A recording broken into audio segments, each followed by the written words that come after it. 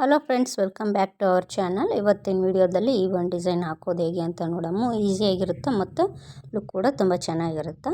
ಮೊದಲನೇದಾಗಿ ನಾವು ಮಾರ್ಕಿಂಗ್ನ ಮಾಡ್ಕೊಂಬಿಡೋಣ. 5.5 ಇಂಚಿಗೆ ನಾನು ಮಾರ್ಕಿಂಗ್ ಮಾಡ್ಕೊಂಡೀನಿ. ಅದ್ರ ಒಳಗಡೆ ನಾವು ಡಿಸೈನ್ನ ಮಾಡಬೇಕು. 5.5 ಇಂಚಿಗೆ ನಿಮ್ಗೆ ರೆಡಿ ಬ್ಲೌಸ್ ಬೇಕಾಗಿತ್ತಂದರೆ ಅದಕ್ಕಿಂತ ಒಂದು 1/4 ಇಂಚು ಕಡಿಮೆ ಹಾಕೋಬೇಕು.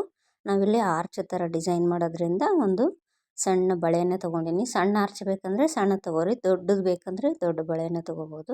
ಈಸಿಯಾಗಿರುತ್ತೆ, ರೌಂಡ್ ಶೇಪ್ ಬರುತ್ತಾ ಅಂತ ನಾನು ಬಳೆಯನ್ನು ತೊಗೊಂಡಿದ್ದೀನಿ. ನೀವೆಲ್ಲ ಬಟ್ಲು ಸಣ್ಣ ಮನೇಲಿ ಯೂಸ್ ಮಾಡೋವಿರ್ತಾವಲ್ಲ ಅವೆಲ್ಲ ತೊಗೊಂಡು ಹಾಕೋಬೋದು. ನಿಮ್ಮದು ಮಾರ್ಕಿಂಗ್ ಏನಿರುತ್ತಲ್ಲ ಅದರ ಅನುಗುಣವಾಗಿ ನೀವು ಆರ್ಚ್ಗಳನ್ನ ಮಾಡ್ಕೊರಿ. ನನಗೆ ಇಲ್ಲಿ 4 ದೊಡ್ಡದು 2 ಸಣ್ಣದು ಆರ್ಚ್ ಬಂದವ. ಅದಕ್ಕೆ ಇವಾಗ ನಾವು ಜೆರಿ ಥ್ರೆಡ್ಡಿಂದ ಚೈನ್ ಸ್ಟಿಚಸ್ನ ಹಾಕುವಂತ ಹೋಗಮ್ಮ.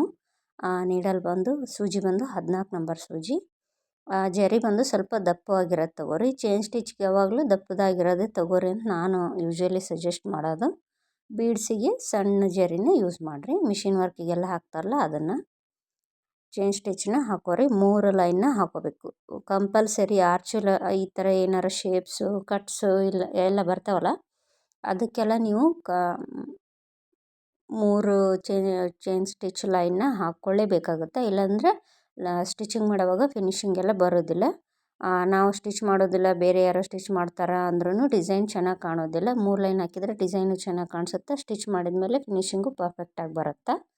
ನೋಡಿರಿ, ಇದೇ ರೀತಿ 3 ಲೈನ್ ಹಾಕೊಂಡ್ಬಿಡ್ರಿ. ಕಟ್ಸ್ ಎಲ್ಲ ಕರೆಕ್ಟಾಗಿ ಚೈನ್ ಸ್ಟಿಚ್ ಸಣ್ಣ ಚೈನ್ ಸ್ಟಿಚ್ ಹಾಕ್ಕೊಂಡು ಲಾಕ್ ಮಾಡಿ ಆಮೇಲೆ ಇನ್ನೊಂದು ದೊಡ್ಡದು ಹಾಕೋರಿ. ನೋಡಿರಿ, ನಾನು 3 ಲೈನ್ ಕಂಪ್ಲೀಟ್ ಮಾಡ್ಕೊಂಡಿನಿ.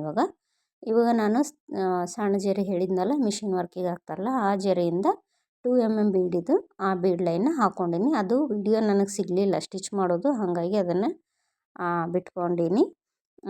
ಅದು ಹಾಕಲಿಲ್ಲ, ಅದನ್ನು ಹಾಕೋದಾಗಲಿಲ್ಲ. ನೆಕ್ಸ್ಟು ನಾನು ಇದಾದಮೇಲೆ ಈ 2 mm ಬೀಡ್ ಆದಮೇಲೆ ನೆಕ್ಸ್ಟ್ ಮೇಲೆ ಇನ್ನೊಂದು ಲೈನ್ ಹಾಕ್ಕೊತೀನಿ ನಾನು. ಆ ಲೈನ್ಗೆ ನಾನು ಈ ಕೆಳಗೆ ಬೇಸ್ ಲೈನ್ ಏನು ಹಾಕ್ಕೊಂಡಿವಲ್ಲ ಇದರಿಂದ 1 ಇಂಚ್ ಗ್ಯಾಪ್ಗೆ ನಾನು ಮಾರ್ಕ್ ಮಾಡ್ಕೊತೀನಿ. ಸೇಮ್ ಅದೇ ಬಳೆ ಏನು ತೋರಿಸಿದ್ನಲ್ಲ ಅವಾಗಲೇ ಅದೇ ಬಳೆಯಿಂದ 1 ಇಂಚ್ ಗ್ಯಾಪ್ಗೆ ನಾವು ರೌಂಡ್ ಮಾರ್ಕ್ ಮಾಡ್ಕೊತೀವಿ. ಅದಕ್ಕೆ ನಾವೇನು ಮಾಡ್ತೀವಿ, ಒಂದು ಸೀಕ್ವೆನ್ಸ್ ತೊಗೊಂಡು ಅದಕ್ಕೆ ಒಂದು ಶುಗರ್ ಬೀಡಿಂದ ಲಾಕ್ ಮಾಡಿಕೊಂಡು ಅದಾದಮೇಲೆ ಒಂದು ಚೈನ್ ಸ್ಟಿಚ್ ಹಾಕ್ಕೊತೀವಿ. ಆಮೇಲೆ ಮಧ್ಯದಲ್ಲಿ ಒಂದು ಶುಗರ್ ಬೀಡ್ ಮತ್ತು ಒಂದು 2 mm ಬೀಡನ್ನ ಹಾಕ್ಕೊತೀವಿ.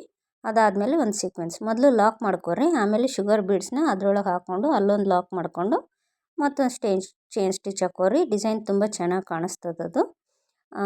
ಇದು ಈ ಲೈನು ಕಂಪ್ಲೀಟ್ ಆದಮೇಲೆ ಇದ್ರ ಮೇಲೆ ಇನ್ನೊಂದು ಲೈನ್ ಹಾಕ್ಕೊತೀವಿ. ಬ್ಯಾಕ್ ನೆಕ್ಕಿಗೆ ಏನು ತೋರಿಸಿದ್ನಲ್ಲ ಆ ಥರ ಡಿಸೈನ್ ಹಾಕ್ಕೊತೀವಿ. ಇದು ಕೆಳಗಡೆ ಸ್ಲೀವ್ಸಿಗೆ ಈ ಥರ 3 ಲೇಯರ್ ಪೋರ್ಷನ್ ಕೊಟ್ಕೊಂಡಿನಿ ನಾನು. ಬೀಡ್ಸ್ ಎಲ್ಲ ಸ್ಟಿಚ್ ಆದಮೇಲೆ ಇದು ಮುಗಿದ್ಮೇಲೆ ಇದಾದಮೇಲೆ ನಾವು ಮೇಲ್ಗಡೆ ಇದರಿಂದ ಕೆಳಗಡೆಯಿಂದ 1 ಇಂಚಿಗೆ ಮಾರ್ಕ್ ಮಾಡ್ಕೊಂಡ್ವಲ್ಲ, ಈಗ ಇದರಿಂದ 2 ಇಂಚಿಗೆ ನಾವು ಮಾರ್ಕ್ ಮಾಡ್ಕೊತೀವಿ. ಈ ಥರ 2 ಇಂಚಿಗೆ ಆರ್ಚ್ ಸೆಂಟ್ರಲ್ಲಿ ನಾವು ಒಂದು ಫ್ಲವರು ಮತ್ತು ಆರ್ಚ್ ಎಂಡಲ್ಲಿ ಒಂದು ಫ್ಲವರ್ ಬರೋ ಥರ ಮಾರ್ಕ್ ಮಾಡ್ಕೊರಿ. ಮಧ್ಯದಲ್ಲಿ ಈ ಥರ ಕೋಡಿ ಡಿಸೈನ್ ಅಂತಾರೆ ಇದಕ್ಕೆ. ಈ ರೀತಿ ಬಳ್ಳಿಯಾಗಿ ಮಾಡ್ಕೊಂಬಿಡ್ರಿ. 2 ಲೀಫು ಒಂದೆರಡು ಫ್ಲವರ್ ಮೊಗ್ಗು ಆ ಥರ ಬರೋ ಥರ ಮಾಡ್ಕೊರಿ. ಇದಕ್ಕೆ ನಾನು 12 ಎಳೆ ದಾರನ ಅಂದರೆ 6x6 6 ಎಳೆ ದಾರನ ಸೂಜಿಲಿ ಪೋಣಿಸ್ಕೊಂಡು ಗಂಟು ಹಾಕ್ಕೊಂಡಿವಿ. 12 ಎಳೆ ದಾರ ಆಯ್ತಲ್ಲ ಅದನ್ನು ನಾನು ಸೂಜಿನಲ್ಲಿ ಪೋಣಿಸ್ಕೊಂಡು ಈ ಥರ ಸೀಕ್ವೆನ್ಸಾಗಿ ಲಾಂಗ್ ಫ್ರೆಂಚ್ ನಾಟ್ನ ಹಾಕ್ಕೊಳಕತ್ತೀನಿ ಫ್ಲವರ್ಗೆ. ಫ್ಲವರು ಸೀಕ್ವೆನ್ಸ್ ಹಾಕ್ಕೊಳ್ಳಾರ್ದೇನೂ ನೀವು ಹಾಕ್ಕೋಬೋದು, ಬಟ್ ಸೀಕ್ವೆನ್ಸ್ ಹಾಕ್ಕೊಂಡ್ರೆ ತುಂಬ ಚೆನ್ನಾಗಿ ಕಾಣಿಸುತ್ತೆ ಫ್ಲವರು. ಲಾಸ್ಟಲ್ಲಿ ಬೇಕಿದ್ದರೆ ನೀವು ನೋಡ್ಬೋದು ಫ್ಲವರ್ ಹೇಗೆ ಕಾಣಿಸುತ್ತೆ ಅಂತ. ಇದರಲ್ಲಿ ಹೈಲೈಟ್ ಬಂದು ಫ್ಲವರು ಈ ಕೋಡಿ ಡಿಸೈನೇ. ಕೆಳಗಡೆ ಏನು 2 ಪೋರ್ಷನ್ ಮಾಡ್ಕೊಂಡ್ವಲ್ಲ ಅದು ಕೆಳಗಡೆ ಬರುತ್ತೆ ನಮ್ಗೆ ಸ್ಲೀವ್ಸಿಗೆ. ಮಧ್ಯದಲ್ಲಿ ಸ್ಲೀವ್ಸು ಕರೆಕ್ಟ್ ಮಧ್ಯ ಪಾರ್ಟಲ್ಲಿ ಈ ನಮ್ಮದು ಕೋಡಿ ಡಿಸೈನ್ ಬರುತ್ತೆ. ತುಂಬ ಚೆನ್ನಾಗಿ ಕಾಣಿಸುತ್ತೆ ಇದು. ಸ್ಟಿಚಿಂಗ್ ಆದಮೇಲೆ ಒಂದು ಶಾರ್ಟ್ಸಲ್ಲಿ ಅಪ್ಲೋಡ್ ಮಾಡಿರ್ತೀವಿ ವಿಡಿಯೋ, ಅದನ್ನು ಕೂಡ ನೋಡಿರಿ. ತುಂಬ ಲಾಂಗ್ ಟೈಮ್ ಆಯ್ತು, ನಂದು ಸ್ವಲ್ಪ ಬ್ಯುಸಿಯಾಗಿರೋದ್ರಿಂದ ವಿಡಿಯೋ ಅಪ್ಲೋಡ್ ಮಾಡೋದು ಆಗಲಿಲ್ಲ ನನಗೆ. ಇನ್ನು ಮುಂದೆ ಕಂಟಿನ್ಯೂ ಆಗಿ ವಿಡಿಯೋನ ಅಪ್ಲೋಡ್ ಮಾಡ್ತೀನಿ. ನೋಡಿರಿ, ಈ ಫ್ಲವರ್ ಡಿಸೈನ್ನ ಈ ರೀತಿ ಕಂಪ್ಲೀಟ್ ಮಾಡ್ಕೊಂಬಿಡ್ರಿ. ಇದಾದಮೇಲೆ ನಾವು ಕೋಡಿ ಡಿಸೈನ್ಗೆ ಕಟ್ ಬೀಡ್ಸ್ನ ಹಾಕ್ಕೊಳ್ಳೋము. ಸ್ಟ್ರೇಟ್ಲಾಗಿ ಯಾವ ರೀತಿ ಮಾರ್ಕ್ ಮಾಡ್ಕೊಂಡ್ನಲ್ಲ ಆ ರೀತಿನೇ ಹಾಕ್ಕೊಳ್ಳೋము. ಲೋಡಿಂಗ್ ಗಿಡಿಂಗ್ ಎಲ್ಲ ಏನೂ ಬೇಡ. ಫ್ಲವರ್ ಕಂಪ್ಲೀಟ್ ಆಯಿತು. ಆಮೇಲೆ ಫ್ಲವರಲ್ಲಿ ಮಧ್ಯದಲ್ಲಿ ಗ್ಲೂ ಹಾಕಿ ನಾನು ಚಕ್ರಿಯಲ್ಲಿ ಮಧ್ಯೆ ಅಂಟಿಸ್ತೀವಲ್ಲ ಜರ್ಕನ್ ಸ್ಟೋನ್, ಅದನ್ನು ಹಂಚೀನಿ. ನನಗೆ ವಿಡಿಯೋದಲ್ಲಿ ತೋರ್ಸೋಕೆ ನಾನು ಮರ್ತುಬಿಟ್ಟೆ ನಾನು.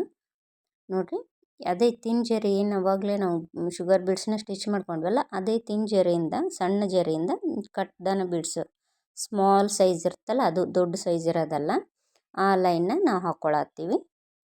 ಈ ಲೈನ್ ಕಂಪ್ಲೀಟ್ ಆದಮೇಲೆ ನಾವು ಸೈಡಿಗೆ ಏನು ಲೀಫ್ ಕೊಟ್ಟಿದ್ದೀವಲ್ಲ, ಅದಕ್ಕೆ ನಾನು ಜರಿಯಿಂದ ಔಟ್ಲೈನ್ ಕೊಟ್ಕೊತೀನಿ. ಅದಕ್ಕೂ ಕೂಡ ನಾನು ಮಧ್ಯದಲ್ಲಿ ಏನು ಮಾಡ್ತೀನಿ, ಕಟ್ ಬೀಡ್ಸನ್ನೇ ಫಿಲ್ ಮಾಡ್ಕೊತೀನಿ. ನೋಡಿರಿ, ಇವಾಗ ಲೀಫಿಗೆ ಔಟ್ಲೈನ್ ಹಾಕ್ಕೊಳತ್ತೀವಿ. ಡಿಸೈನ್ನ ನೀವು ಯಾವ ರೀತಿ ಬೇಕಾದರೂ ಮಾಡಿಫೈ ಮಾಡ್ಕೋಬೋದು.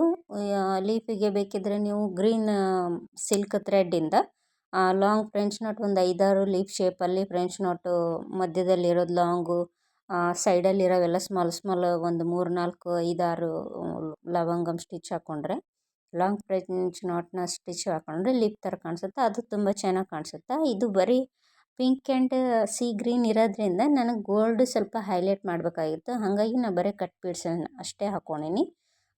ಏನಾದರೂ ಬ್ಲೌಸ್ ಕಲರ್ ಏನಾದರೂ ಬೇರೆ ಇದ್ದರೆ ಗ್ರೀನ್ ಯೂಸ್ ಮಾಡಿದರೆ ತುಂಬ ಚೆನ್ನಾಗಿರುತ್ತೆ. ಇದು ಬ್ಲೌಸ್ನೇ ಸೀ ಗ್ರೀನ್ ಇರೋದ್ರಿಂದ ಇದರಲ್ಲಿ ಗ್ರೀನ್ ಯೂಸ್ ಮಾಡಿದ್ರೆ ಅಷ್ಟು ಚೆನ್ನಾಗಿ ಕಾಣಿಸ್ತಿರ್ಲಿಲ್ಲ, ಹಾಗಾಗಿ ನಾನು ಅದನ್ನು ಬಳಸಿಲ್ಲ. ಇಲ್ಲಿ ಮಗುಗೂ ಕೂಡ ನಾನು ಏನು ಮಾಡ್ತೀನಿ, ಒಂದು ಲವಂಗಮ್ ಸ್ಟಿಚ್ನ ಹಾಕ್ಕೊತ ಹೋಗ್ತೀನಿ ಗ್ಯಾಪಲ್ಲಿರೋ ಕಡೆ. ಕೆಲವೊಂದು ಲೈನ್ಸ್ ಏನದವಲ್ಲ ಸ್ವಲ್ಪ ಲಾಂಗ್ ಇದ್ದಾವೆ, ಲಾಂಗ್ ಇರಲ್ಲಿ ನಾನು 3 ಸಪ್ರೇಟ್ ಲವಂಗಮ್ ಸ್ಟಿಚ್ ಹಾಕ್ಕೊಂಡೀನಿ. ಗ್ಯಾಪ್ ಕಡಿಮೆ ಇರಲ್ಲಿ ನಾನು 2 ಹಾಕ್ಕೊಂಡೀನಿ. ನಿಮ್ಮ ರಿಕ್ವೈರ್ಮೆಂಟ್ಗೆ ಸ್ವಲ್ಪ ಗ್ಯಾಪ್ ಜಾಸ್ತಿ ಕಾಣಿಸಿದ್ರೆ ಡಿಸೈನು ಕಂಪ್ಲೀಟ್ ಅಂತ ಅನಿಸೋದಿಲ್ಲ ನಮ್ಗೆ. ಹಾಗಾಗಿ ನೋಡಿರಿ, ಕೆಳಗಡೆ 1 ಹಾಕ್ಕೊತೀನಿ, ಮೇಲೆ 2 ಹಾಕ್ಕೊತೀನಿ. ಇದೇ ರೀತಿ ಎಷ್ಟು ನಮ್ಗೆ ರಿಕ್ವೈರ್ ಇರುತ್ತಲ್ಲ ಆ ಪ್ಲೇಸಲ್ಲಿ ಅಷ್ಟು ನಾವು ಹಾಕ್ಕೊಳ್ಳೋము.